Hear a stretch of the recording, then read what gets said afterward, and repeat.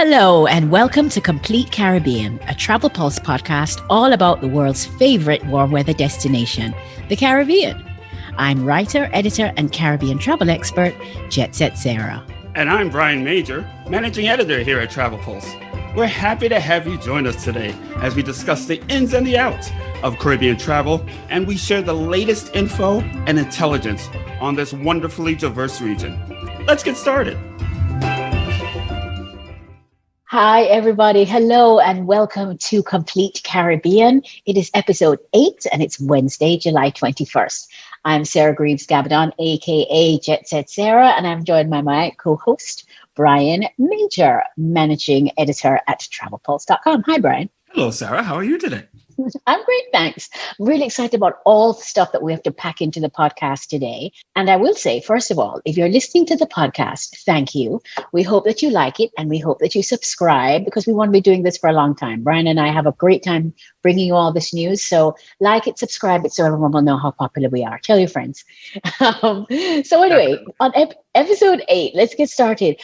We've got it jam-packed with news for you. Brian will be talking to Charles Jeffers. He is the CEO of the Bermuda Tourism Authority, and he'll be giving us an update about what's happening on that Atlantic island that we love to embrace in the Caribbean. I'm going to be talking about my recent cruise. I was cruising for the first time on Windstar Cruises Starbreeze in the Caribbean, so we're going to be talking about that later. But first, let's get started with the news and what's just in. So the first thing I wanted to talk to you about was Aruba, because in Aruba, they have tweaked their entry requirements for vaccinated travelers. Well, some vaccinated travelers. If you can show proof of vaccination with what they call a smart health card, you no longer have to do a PCR test 3 days before you arrive on the island. Now, smart cards are only given if you are vaccinated at a Sam's Club or a Walmart or certain facilities in Louisiana and California. So this new rule, this new tweak doesn't apply to every vaxxed visitor. But it is further proof of how crucial it is to get vaccinated if you want to travel the world. And it's worth noting that 2 Caribbean countries, the Bahamas and the Belize, have already waived all pre-entry testing requirements across the board for vaccinated travelers. And I think that, depending on what happens with COVID, we can see that if the situation improves, knock wood, we can see that happening across the Caribbean. But anyway, to find out about Aruba's latest regulations, go to aruba.com and you can get all the scoop. Of course, that's not the only vaccination news and COVID regulation news. As of July 12th, St. Kitts and Nevis has reduced the length of their vacation in place, aka quarantine requirement for vaccinated visitors, and that's gone down from 9 days to 4. So now when you arrive on the island, you'll do a test on day 4, and as provided it's negative, then you are free to roam around both St. Kitts and or Nevis. So for more information about that, because it's always changing, it's current as of now, but who knows tomorrow, go to stkitstourism.kn, or for Nevis, go to nevisisland.com for more information. Now, vacation in place is such a nice, it's a much nicer term than absolutely quarantine. But that's what it is. You're vacationing in place. So, which is a lovely thing in most of these Caribbean resorts. But also, again, get vaccinated. If you want to travel easily through the region, get vaccinated. And now while we're on the subject, we're going to talk about another destination I'd like to mention is the Cayman Islands that has been very careful and very, very, very circumspect in instituting restrictions and protocols. Right. They're one of very few Caribbean islands, Brian, that still aren't open, correct? That is correct. Exactly. They are not open right now to visitors, only really to residents. And again, it's very conditional and there is a registration. But now they've announced that they will permit a limited introduction of fully vaccinated travelers beginning in September under a five-phase reopening plan. The as yet undisclosed number of visitors will be allowed to enter the Cayman Islands, subject to the achievement of an 80% COVID-19 vaccination rate. That's according to the Minister of Tourism, Kenneth Bryan. Now, visitors will be required to apply for entry using the Travel Cayman portal. Okay. Fully vaccinated travelers who provide a securely viable vaccine document will be required to quarantine for 5 days when this policy is instituted. Now, that's for land-based tourism. Cruise calls at the Cayman Islands are not expected to resume until January 27th, 2022, which the Cayman Islands Department of Tourism has designated as the territory's grand reopening. So again, as Sarah has pointed out, as I'm mentioning, they're being very careful in the Cayman Islands. They won't have a full reopening really until 2022. And that follows the completion of all 5 phases of the plan and a thorough assessment from government and health officials. Now, that's from the Minister of Tourism. Now, there's a site you can go to for more information. It's a little bit of a long website, so listen up. It's Travel Cayman. It is CI, as in Cayman Islands, GNORTH Europe dot B as in boy 2, the number 2, CLOGIN.com. That's a Travel Cayman. That's yeah, not I know really, it's very. It doesn't exactly roll off the tongue. Again, the Cayman Islands, they are they do things their way. You know, again, as we have pointed out in past shows, they are their tours. They have a big tourism component, but they have other industries. So they have their own approach to how they manage tourism development. So there you go. I think we're going to go now to Sarah's segment. You know, I have a question for you. Not a question, but something I wanted to discuss. I thought it was very interesting in that Cayman piece that you just spoke about, Brian, that they're saying that fully vaccinated visitors who provide a securely verifiable vaccine document. I think there's the rub, because as we have discussed together and apart, you know, our vaccine cards, you know, are just cards of paper, which frankly, I feel I could make one on my photocopier at home.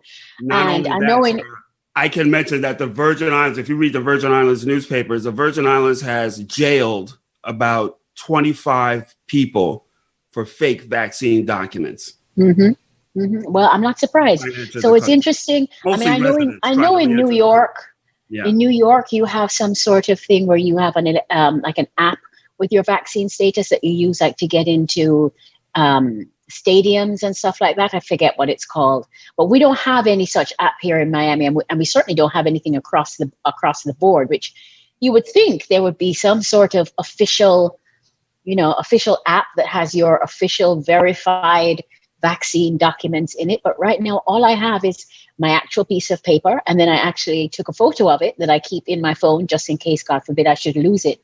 But I mean, both of those are not exactly high tech and easily, forged if I wanted to. So it'll be interesting. Up to the Cayman Islands to determine what securely verifiable actually entails. So that is a great point you raised. So folks, I mean, the Cayman is on your landscape. It's coming up availability, but it's going to be conditional again. Absolutely. But we look forward to January when hopefully we can all go back. Exactly. Anyway, all right. So moving on. Now, if you have traveled to the Caribbean a lot, you know that getting around the Caribbean is not that easy, and it's not that cheap, and it's not that convenient. So there's some news that I got out of Jamaica that I'm actually quite heartened by this news, because the word out of Jamaica is that there's now new nonstop air service between Jamaica and Curacao. There's an airline called Jet Air, and they're going to now offer flights between Kingston's Norman Manley International Airport and Curacao International Airport every Thursday. So just once a week.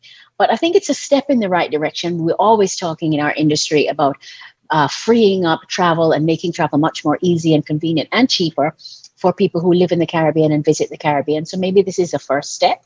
It's definitely a first step in Jamaica's, not a first step, but another step in Jamaica's quite aggressive strategy to increase airlift this year into the island. In fact, Jamaica received its first direct flight from Zurich, Switzerland into Montego Bay last month, which is unbelievable to me, Edelweiss. So Edelweiss Air is actually the name of the airline. But I mean, it just shows you everybody wants to come to the Caribbean, and let's just try and make it a bit easier for people to get around the Caribbean while they're here. Connectivity is the lifeblood of Caribbean destinations. So when we mention, Sarah and I, air additions and development, that's without that, there's no dough, there's no show, there's no show. no show. I like it. So there's no show. Speaking of which, I spoke this week with somebody we both know well, Karen Witt. She's vice president of sales and marketing for the Heartland Group, which is the parent firm of two of the real premier luxury resorts, the Palms, Turks and Caicos, and the Shore Club in the Turks and Caicos. Karen, she's also an executive member of the Caribbean Hotel and Tourism Association, and she was a previous president of the Turks and Caicos Hotel and Tourism Association from 2008 to 2013. Now, during our discussion, you can read about our discussion, our full discussion on TravelPulse.com. It's a Q&A that's up right now. But I want to point out one thing that she mentioned was that both the Shore Club and the Palms are offering a health concierge at each property who will be a go-to for guests who need assistance with booking their complimentary COVID tests, or if they have questions regarding the TCI Assured travel forms. What is TCI Assured? TCI Assured is an online portal where international travelers are required to obtain certification before traveling to the Turks and Caicos. So it's the introductory portal to travel to the Turks and Caicos. Now, you should be, as a luxury client, looking for hotels, or as any kind of client traveling to the Caribbean right now. Sarah and I have talked about this. You should be looking for hotels that are going to assist you in all of the details you need to have secured to travel the region right now. There's a lot you have to prepare for.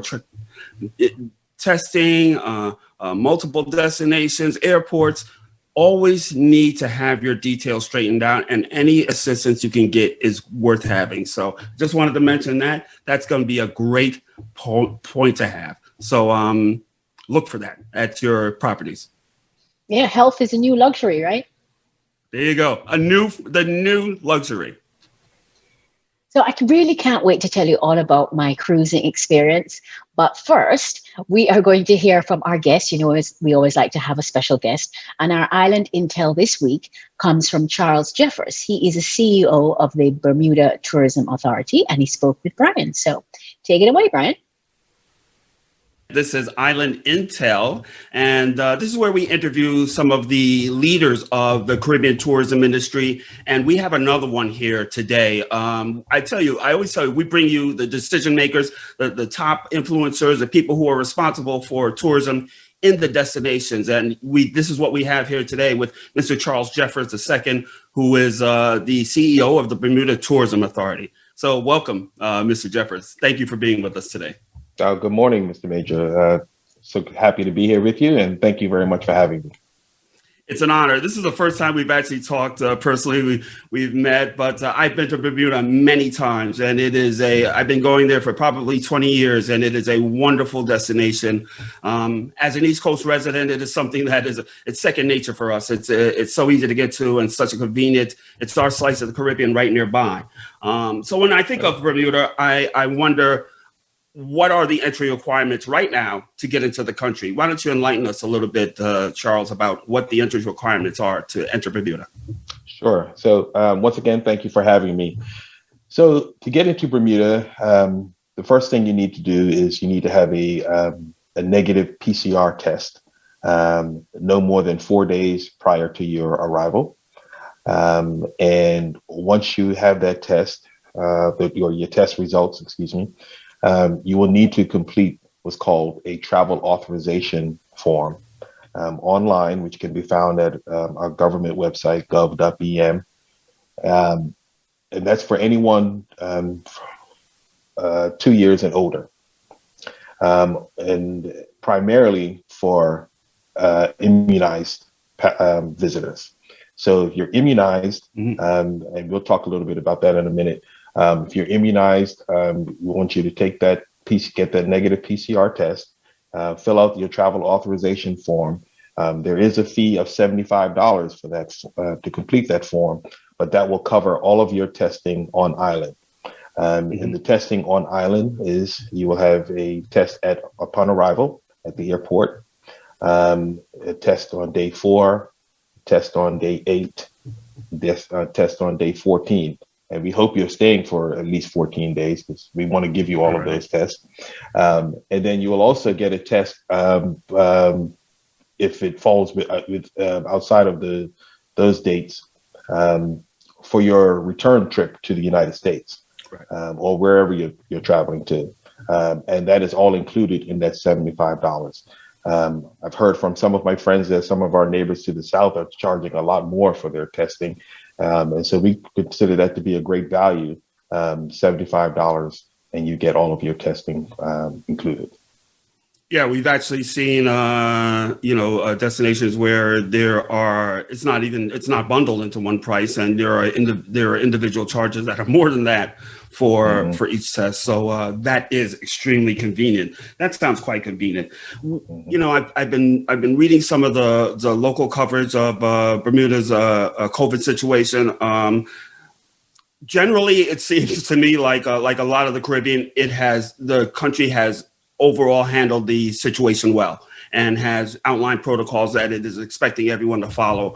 Not everything has gone perfectly, as we've seen everywhere, pretty much. But what is the state of COVID infection in Bermuda, and how many current cases are there right now? Yeah, sure. So currently in Bermuda, we have 15 cases, 15 active cases.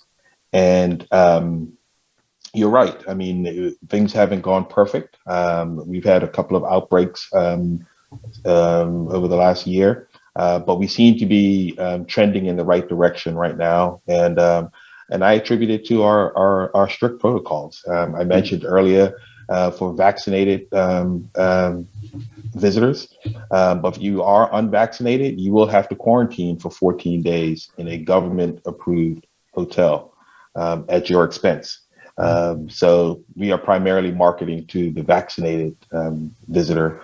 But if you're unvaccinated and would love a little respite in a hotel, we can provide that for you for 14 days. And so, we welcome anyone to come, but just know that if you're not vaccinated, you will have to quarantine for 14 days in a government-approved hotel. That is a great point to make, and you're not as some destinations have. You're not requiring only vaccinated. You're not allowing only vaccinated travelers, but unvaccinated as well. But it's conditional. You're subject to conditions if you are unvaccinated, and they are significant, maybe. But also, Charles, are there hotels? Bermuda has many nice hotels, many fine hotels. Are there hotels that are all hotels open, or are they subject to restrictions based on local conditions, capacity, anything like that? Can you stay in any Bermuda hotel? Yeah. So for the most part, all of our hotels are open. There were a couple of hotels that had closed for renovations, and so like the Fairmont Southampton is currently closed as they were planning to close for renovations. So they took this time to just begin their process. But all of our hotels are open, and there was really minimal restrictions within the hotels. And I do want to add, though, that many of the hotels have taken the added step of requiring their unvaccinated staff members to be tested once a week. And so that's not a government requirement, but the hotels have taken it upon themselves to make their guests feel a bit more comfortable that if any of their associates are unvaccinated, then they're required to have a test. That is a great point. It is great to see that them taking that step, which protects everyone. And when we talk about the hotels, Charles, and infection rates and tourism, we've asked every leader in every Caribbean destination about this. Have you seen the cases you have seen, have they been due to community transmission, or is it in the resort and tourist areas? Is there a distinction? Can you talk about that? Yes, I would say for the most part, they have been community transmitted. We have had, a couple of cases of visitors testing positive. But for the most part, I would probably say 95, 98% of them have been community transmitted. I see. That is interesting. And when we're talking about this comes to the core of what you do, Charles, and you and the government in tourism. You're balancing the twin goals of protecting public health and ensuring that there is critical tourism activity now that the destination has reopened. How have you accomplished those goals, which are they may seem a little disparate at times? Yeah, so it's not easy. And as I keep saying, I don't envy any leaders of any country right now because they're having to make very, very difficult decisions. And especially in countries like Bermuda and many of the Caribbean countries to the south of us who rely so heavily on tourism. It's been a very difficult challenge to balance the two. But what I think the government has done to balance that, I mentioned earlier about with the travel authorization form. When the country reopened in July of last year, that's one of the things they introduced at that time. Right. And they've been making changes to that process throughout, including, I mentioned that the testing that we're doing at the airport, day 4, day 8, and day 14. Right. But that testing has been at one central location now. But we're in the process now of changing that so that testing will be available at most of the hotels. So the hotel will be providing that service right there, so you can start your day with a test, like we all would like to do, right? And then go right about the day like that. And enjoy your day exploring our beautiful island. That is, again, constant changing of the protocols due to conditions, seems to be the forefront of what's being done in the destinations and the places that are managing this terrible outbreak. What percentage, Charles, would you say roughly of Bermuda residents, including the tourism workers, have been vaccinated at this point? Do you have a goal, or what would you? So, I mean, we're trying to achieve herd immunity, and that's when we have 70% of the population has been vaccinated. Right now, we're just under 65% of the population has been fully immunized, and so we're on our way. Like every country, there's a few holdouts who are resistant to it, but we're hopeful that people will continue to seek the advice of their health professionals and choose to do what's right, not just for them but also for their fellow countrymen and our visitors. We want everyone to feel safe in Bermuda. Yeah. Have you made any special provisions to immunize tourism workers, Charles, among those people, among the whole population? Oh yeah. So we've done a number of things to try to encourage our tourism workers to get vaccinated. Several of our hotels have offered free transportation to and from the vaccination sites. A couple of them have even offered on-site vaccination at their hotels, and then I mentioned earlier about the requirement for, if you're not vaccinated, to be tested weekly, and we've seen a few people since that was introduced to say, you know what, I would rather just go ahead and get vaccinated as opposed to being subjected to a weekly test. Totally understand that, and that goes to our point. Everyone who's listening, who's listening to our podcast, the easiest way to travel the Caribbean, to travel to Bermuda, and to all of these wonderful warm weather destinations is to be vaccinated. It's not a political message; it's a fundamental message about how to travel the destination in the region. So, Charles, we are lucky because we have you're a Bermuda resident, a Bermuda native. I understand you are a Bermuda native, and it's so wonderful to see the leaders of the destinations be people who are from these destinations, who know them intimately. So I want to ask you a twofold question. You know the territory. So what tourism activities are open right now for visitors? And B, as a native, what do you like to do? What do you suggest that I should be doing next time I'm in Bermuda? Yeah. So first of all, So first of all, not only am I a native, but I actually started my career as a busboy in the industry many years ago. And so it's exciting for me to return back to Bermuda to lead our tourism industry. And as for what's open right now, I'm proud to say everything is open. I mean, the country is open right now, and we do have some protocols in place, like wearing masks indoors and things of that sort. We also have gathering size restrictions. Right now it's at 50, but you can get a large group exemption if you do require one for if you're planning to have anything for over 50. So everything is open, and you can come and explore any and everything in Bermuda, and we would love to have you. As for what I like to do, I mean, it's funny. I'm more of a land and sea person. Some people just prefer land, others prefer sea. Absolutely. And Bermuda has some great railway trails that you can explore, either walking, running, or even riding a non-motorized bike, because motorized vehicles are not allowed on the railway trails.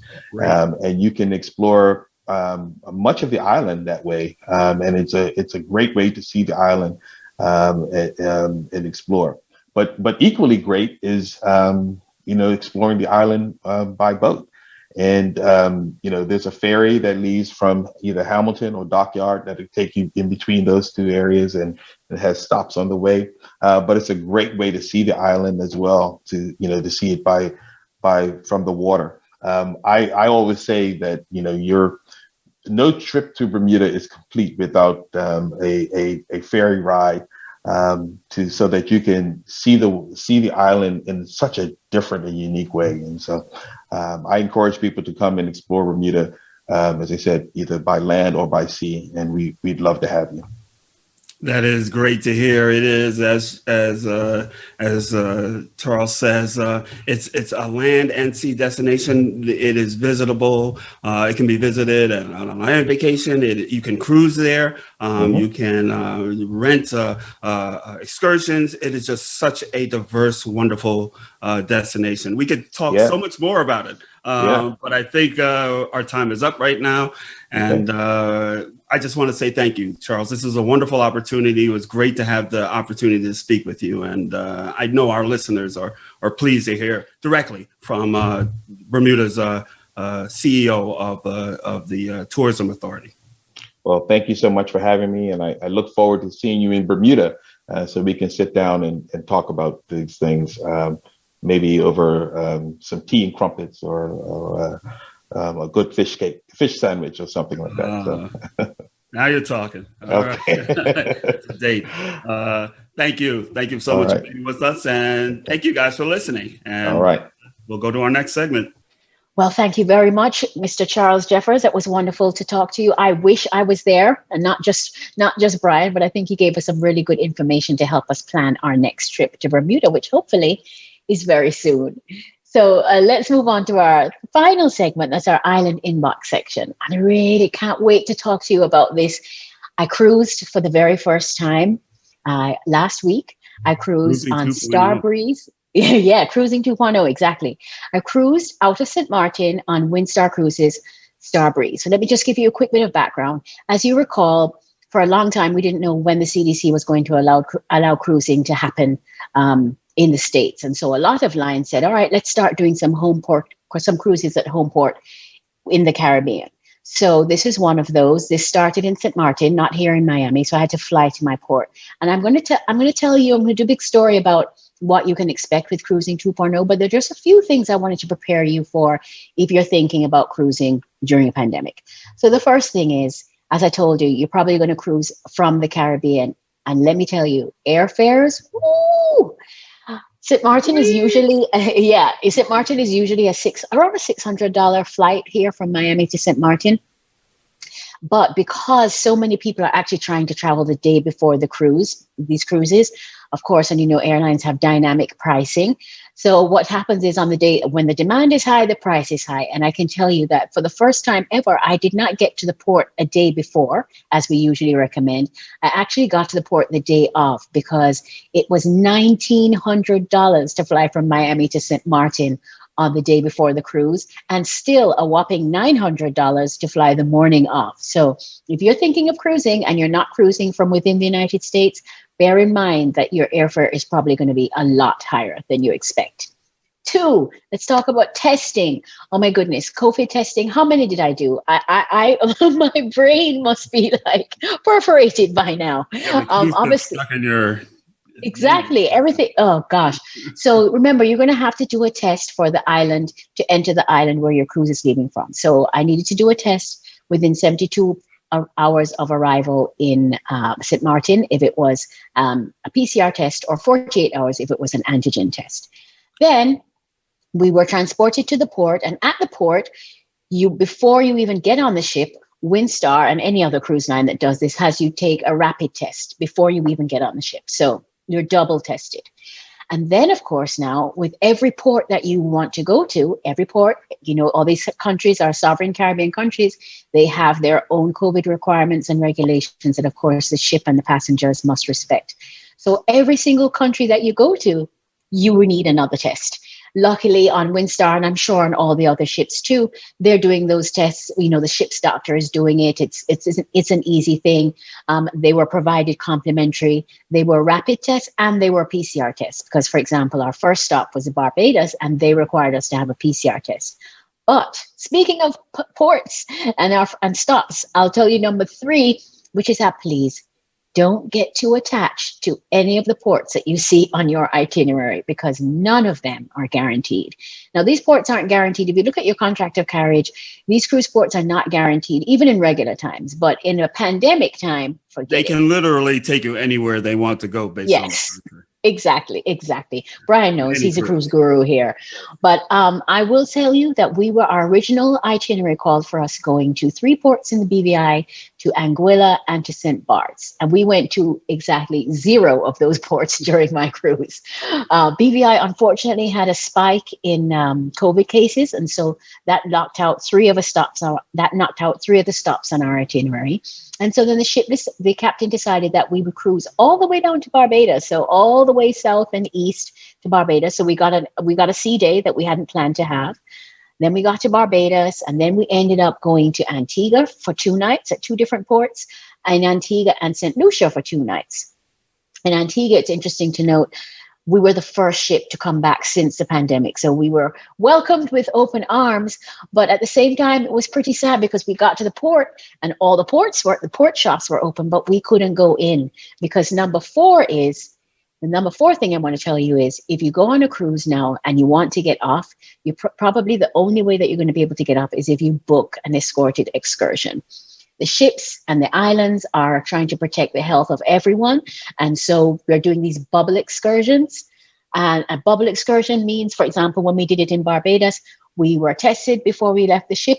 We went in a bus that was just us to the beach. When we got to the beach was roped off with a designated section for cruise passengers on our particular ship. And we were asked not to go up and down the beach, only to go in the water where those stanchions were. If we needed to go back to the restaurant to use a bathroom or to change, we needed to be masked, etc. Basically, this is a compromise in which we're trying to be able to have for cruisers to be able to experience a destination, but not put the people who live in that destination at risk. It's not perfect. Honestly, to be honest, the bubble is not airtight because there are some things that slip. Yeah, there is some leakage. I mean, for example, all the beaches in Barbados quite rightfully are public. So even though we as cruise passengers are staying to one section of the beach, Bajans are walking up and down, they're in the water, it's up to you at that point to distance yourself from people. And not everyone is that responsible, I'm afraid. So Anyway, you can find out more about Cruising 2.0 in my slideshow that's coming up this week on Travel Pulse. But I just wanted to say cruising is back, but it's back with a difference. Oh, and just let me not forget, it's not all bad news, actually. The good news is ships right now are really quite empty. We met up with Celebrity Summit. That's a 2,000 plus passenger ship. They had 400 people on board. So if you like space, as we all do, we all crave space right now. But if you want to, you're at this time in the world, I think you are able to have a cruising experience that's really singular and unique because there are going to be so few people on the ship with you. So that's a good point, right? So Cruising 2.0, I'm all about it with caveats. Cruising 2.0. It is, the cruise fans have been waiting so long to get back out there, and the situation Sarah describes with the ports is not unprecedented, but it is highly unusual. So be aware that you may not go where you were intending to go, but I know that you're going to have a great time on these ships. As always, the people who have been waiting to cruise, they love their ships and they're going to get their ships back, conditionally. But again, I think things, as long as things trend upward, we'll get more as we see things are opening up and liberalizing. So hopefully there'll be more of that. I wanted to go to my little section on a few thoughts on my next travel trip, which is to the Dominican Republic, which starts tomorrow.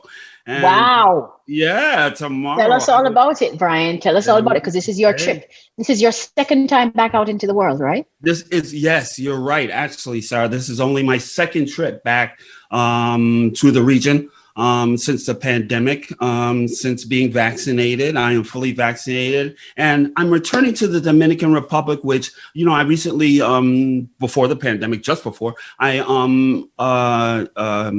renewed my passport. And my previous passport, maybe 40% of the stamps were from the Dominican Republic. I had traveled there, I think, more than any other destination, and I'll be traveling to the Excellence Punta Cana, which is a premium all-inclusive resort in the beautiful Punta Cana Resort District, the wonderful beaches, the great weather that you expect there. I'm looking forward to that because I have so much to compare it with, and they're almost all of these resorts have grown to be tremendous properties, and I want to see if that's in the same vein. But also, like Sarah's saying, I want to see capacity levels. I want to see what kind of level of tourism activity there is.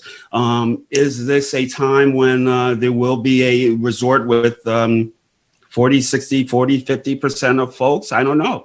I want to see what that's going to be like. I'm looking forward to it for that reason. And then I also wanted to mention that it's one of those destinations right now where there's no requirement to upload test results to enter.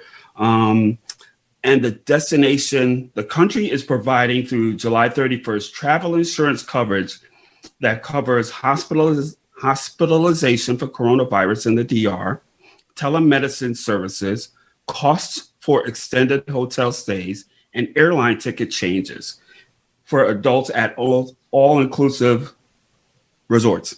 So you go to your resort desk, I'm told, and when you register, you will be provided with this insurance coverage. Some folks have asked me, how are they paying for this? I'm not sure. This is a Ministry of Tourism program. I will be trailing myself on it, and I think it's a great deal that's available. So yeah, and the DR is the most visited Caribbean country of all the Caribbean countries, right? As far as, or at least it has been for some time. And they have thousands and thousands of rooms there. So one would presume that the revenue is high. And so I guess this is a chance to spend a little bit, right, on the people who have put it in that position. That's why Sarah's a Caribbean expert. Everything she just said is right on the money. Yes, it is the number one, or it has been the number one Caribbean destination in terms of visitors. So so that's going to be great. I want to just go to one more item. We're hearing more about how the details of how the Caribbean nations endured this terrible period without tourism activity. And Grenada is one country Sarah and I know well. Sarah actually did one of her first trips when she returned. That was my first trip. Your first trip. First pandemic trip, yes, was last November to Grenada. Yes, they have revamped their whole tourism marketing operation. They've hired one of our good friends to whose name is Petra Roach. She is now the CEO of the Grenada Tourism Authority. And she and the tourism minister, whose name is Dr. Clarice Modeste Kerwin, were very frank in their press conference saying that Grenada faced a serious economic squeeze following the pandemic. And as a result, the agency is going to expand its distribution network and forge new partnerships with local tourism suppliers and producers.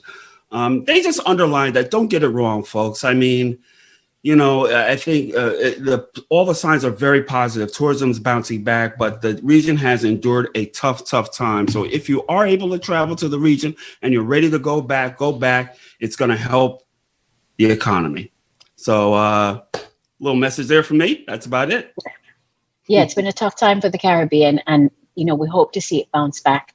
We hope everyone stays healthy, so we can just get some more Caribbean in our life, because life needs the Caribbean, right? Life needs the Caribbean.